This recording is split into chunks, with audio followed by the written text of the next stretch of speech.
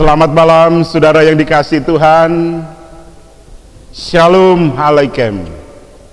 Berkat Tuhan beserta dengan saudara.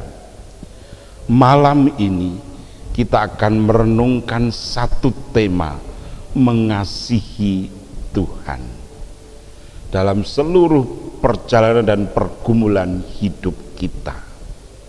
Karena itu mari kita berdoa lebih dulu.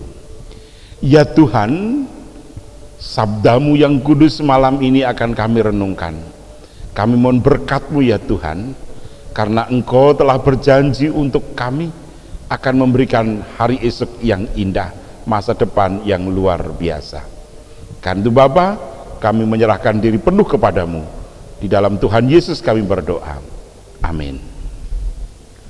Firman Tuhan malam hari ini saya ambilkan dari Ulangan pasal 11 ayat 16 dan 17. Ulangan 11 ayat 16 dan 17. Hati-hatilah supaya jangan hatimu terbujuk sehingga kamu menyimpang dengan beribadah kepada Allah lain dan sujud menyembah kepadanya. Jika demikian, maka akan bangkitlah murka Tuhan terhadap kamu, dan ia akan menutup langit sehingga tidak ada hujan dan tanah tidak mengeluarkan hasil. Lalu kamu lenyap dengan cepat dari negeri yang baik yang diberikan Tuhan kepadamu. Amin. Putra-putra Tuhan yang kekasih, Allah menuntun kita untuk memasuki tanah terjanji. Dan tanah terjanji itu adalah tanah yang penuh dengan madu dan susu.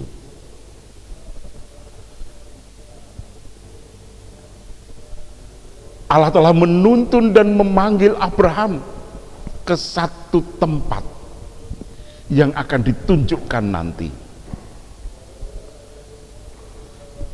Dan ketika Abraham terus-menerus menantikan janji Tuhan, Tuhan mengatakan, sepanjang yang kamu lihat, yang kamu lalui, yang dimana kamu menginjakkan kaki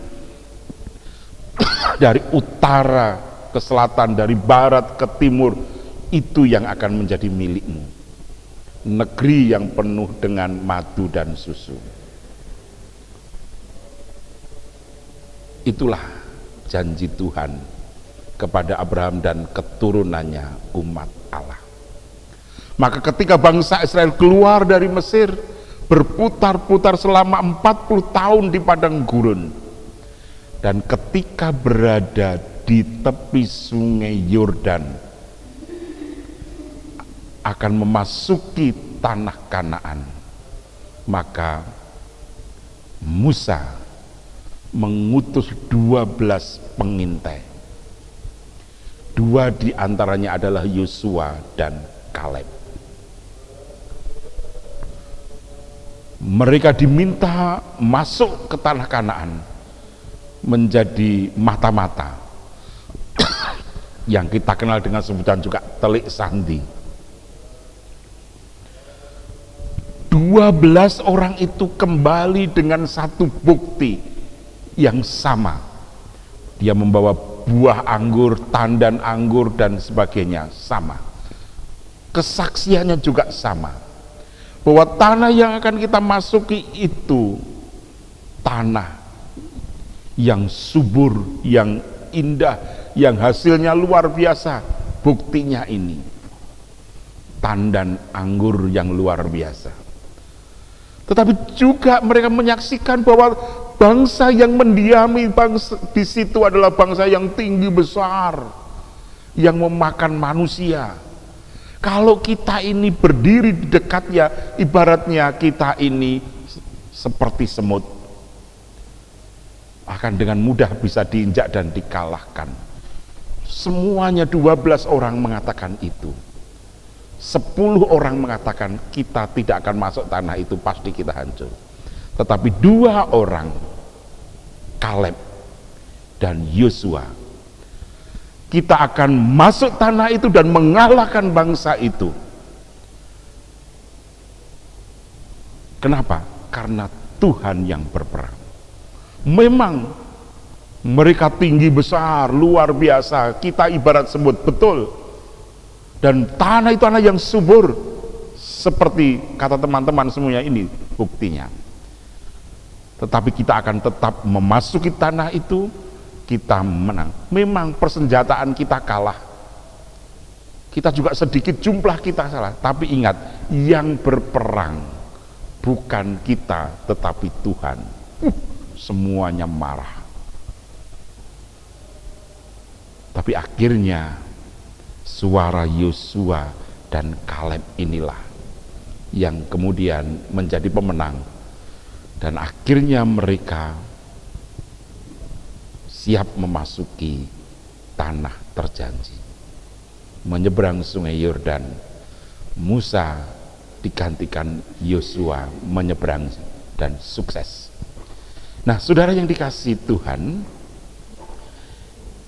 itu semua akan kita hayati dengan mengasihi Tuhan. Kalau kita ini sudah berada di tanah terjanji, apa yang mau kita lakukan? Saudara, kita angkat dulu satu pujian dari PKJ 165 bait pertama dan kedua.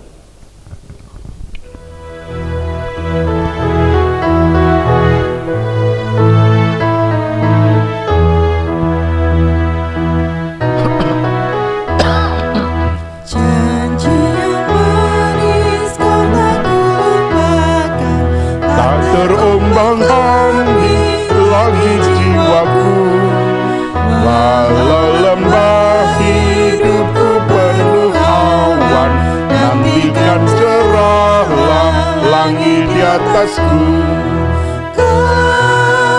Tidakkan aku lupakan, aku membimbingmu, aku membimbingmu. Tidakkan aku lupakan, aku penolongmu. Yakinlah teguh,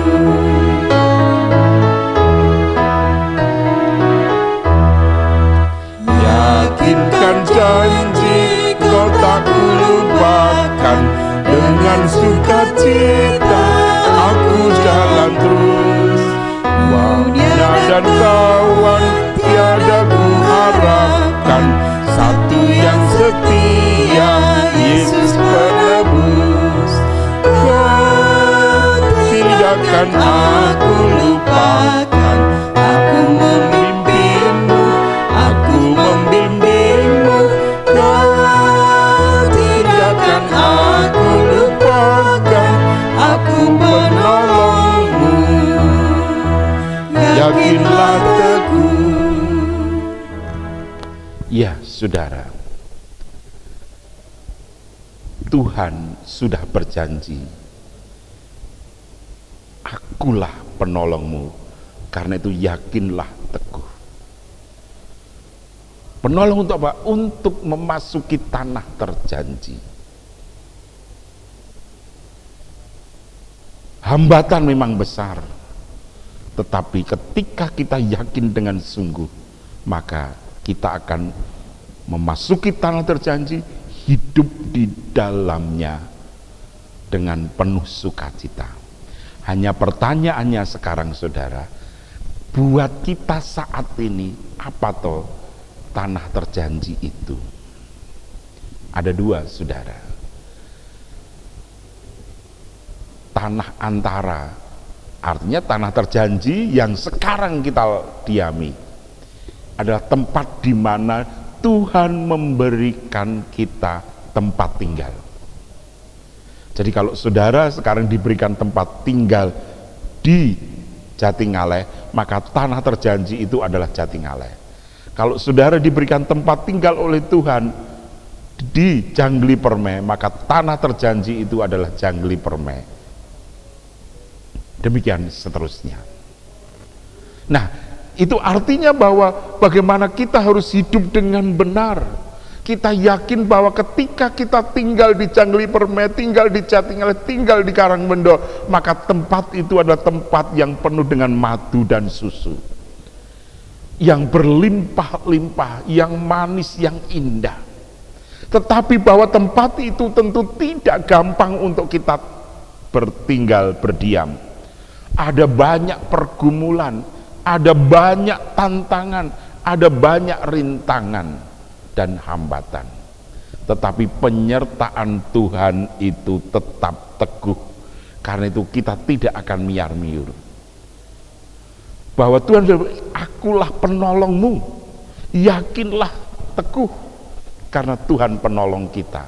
Sama ketika Yosua mengatakan, memang benar bahwa tanah itu dihuni oleh bangsa yang tinggi besar. Tanah itu juga tanah yang subur, perlengkapannya luar biasa, senjata perangnya mana. Tetapi ingat bahwa yang berperang itu bukan kita tetapi Tuhan. Karena itu yakinlah, teguh bahwa Tuhan pasti mengalahkan. Karena Tuhan ada di pihak kita, maka kita yang menang. Saudara yang dikasihi Tuhan, dan itu dibuktikan oleh Yosua.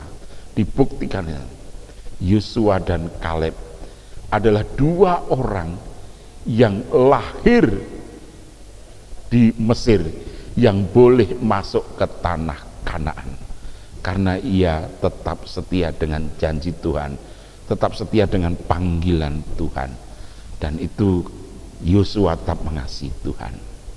Nah, demikian juga kita, saudara. Kalau kita sudah ditempatkan Tuhan di tanah terjanji, maka mari kita jalani di tanah terjanji dengan benar, supaya kita seperti Yosua dan Kaleb yang boleh memasuki tanah terjanji untuk seterusnya, karena setia kepada Tuhan. Yang kedua, tanah terjanji bagi kita juga bukan hanya tempat di mana sekarang kita tinggal, tetapi nanti setelah kita dipanggil Tuhan, yakni di surga. Nah, karena tanah terjanji antara adalah di dunia ini, di sini sekarang kita tinggal, dan yang tujuan akhir adalah tanah terjanji di surga nanti. Kita sedang menjalani menuju. Perarakan hidup kita adalah perarakan ziarah. Perjalanan kita adalah menuju ke kehidupan yang kekal. Karena itu mari kita berjalan dengan benar, dengan sungguh, supaya kita boleh sampai di tanah terjanji menjadi pemenang, seperti yang juga dilakukan oleh Yosua dan Kaleb dan seluruh umat Allah waktu itu. Tantangannya besar waktu. Kenapa? Harus menyeberangi sungai Yordan. Ketika saya sampai di Gunung Nebo, saya melihat bentangan sungai Yordan. Ketika saya lewat di atas jembatan yang menghubungkan satu daratan di sungai Yordan itu, kecil jembatannya.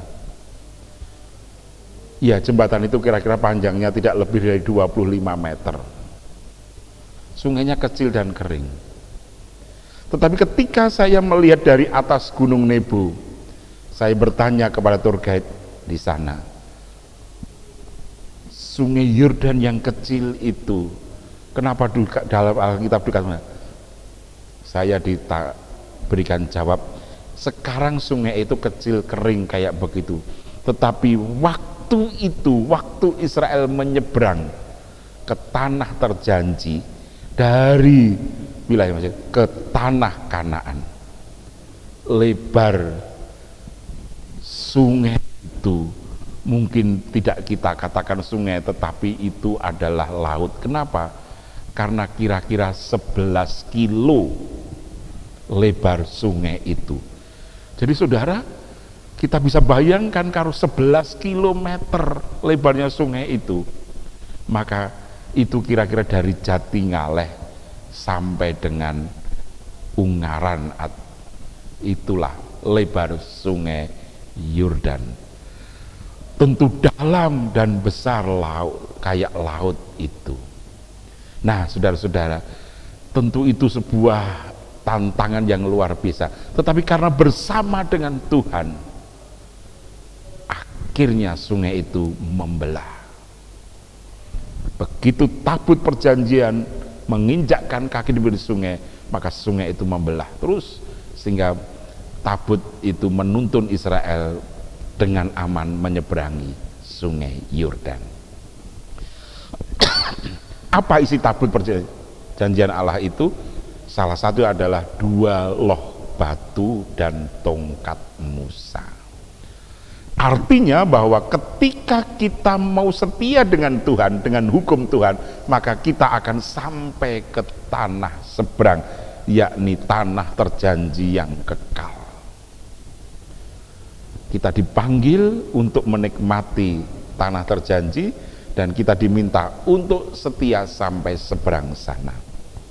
Karena itulah saudara yang dikasihi Tuhan, sebagaimana isi tabut perjanjian yang 2 loh batu 10 hukum Tuhan itu, yang menuntun kita untuk berjalan menghadapi goncangan dunia ini, maka sekarang ini firman Tuhan perjanjian lama dan perjanjian baru menuntun kita supaya kita tetap percaya bahwa Allah yang punya masa depan. Kenapa? Karena Allah kita Allah yang hidup, bukan Allah yang mati. Yang ketiga, mari saudara, kita akan senantiasa menjalani hidup di tanah terjanji dengan hati-hati. Kita tidak akan menyimpang ke kanan atau ke kiri, tetapi kita akan bertindak hati-hati sesuai dengan panggilannya. Maka Tuhan akan terus mencurahkan berkat-berkat kehidupan sepanjang masa. Amin. Mari kita berdoa. Bapa Surgawi, terima kasih Bapa. Firman-Mu sungguh luar biasa mengingatkan kami bahwa Engkau telah memilih dan memanggil kami menjadi umat-Mu, supaya kami bisa berjalan, berziarah menuju ke tanah terjanji yang utama, yakni surga, kehidupan yang kekal. Kami sadar akan kelemahan kami Bapa, dan perjalanan tengah dunia ini banyak rintangan, banyak hambatan, tetapi kami yakin bahwa Tuhan menyertai, sebagaimana pujian kami bahwa akulah penolongmu, yakinlah teguh, dan itu akan terkabul. Terima kasih Bapa. Amin. Kita akan pujikan bait yang ketiga dari PKJ 165.